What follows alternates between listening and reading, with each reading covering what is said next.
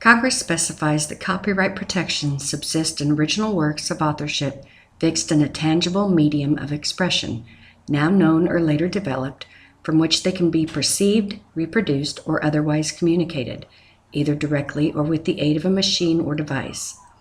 There are two conditions that must be met before a work is eligible for copyrighted protection.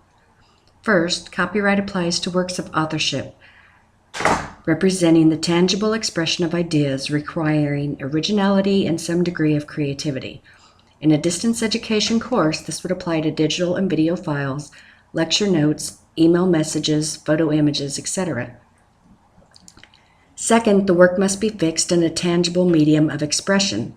Copyright would not extend to comments made in a live face-to-face classroom discussion.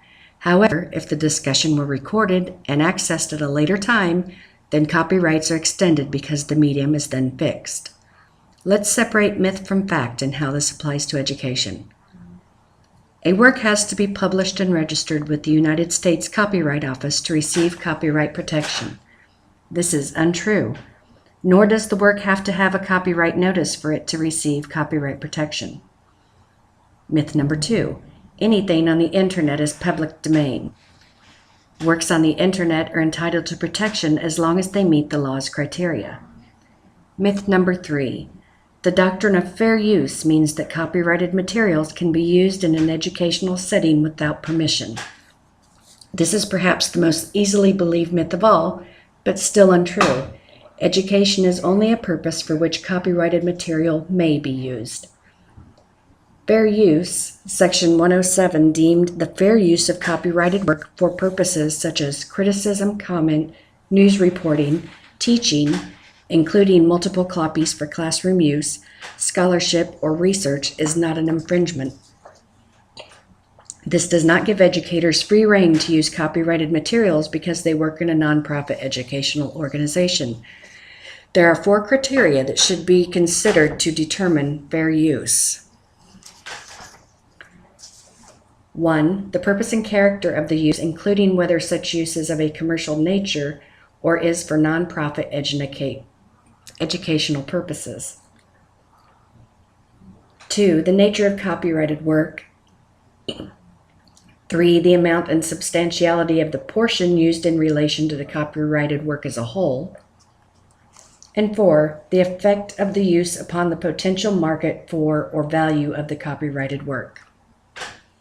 The Technology, Education, and Copyright Harmonization Act, better known as the TEACH Act, was enacted by Congress and signed into law in 2002.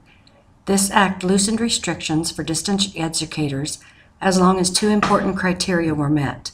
First, the provisions only applied to accredited nonprofit educational institutions. Secondly, the educational organization must have a published policy regarding teacher use of copyrighted materials and an ongoing copyright training program for faculty, staff, and students in place. The Act also has additional requirements related to teacher use of the materials and the materials themselves. A growing number of intellectual property is now covered by licenses of Creative Commons. The Creative Commons is a nonprofit corporation established to give intellectual property creators alternatives in ways they allow others to use their works without the need to apply fair use criteria or obtain permission. It is possible for distance educators to use Creative Commons licensed work in their course activities. I hope this clears some of the confusion you may have had regarding copyright and distance education.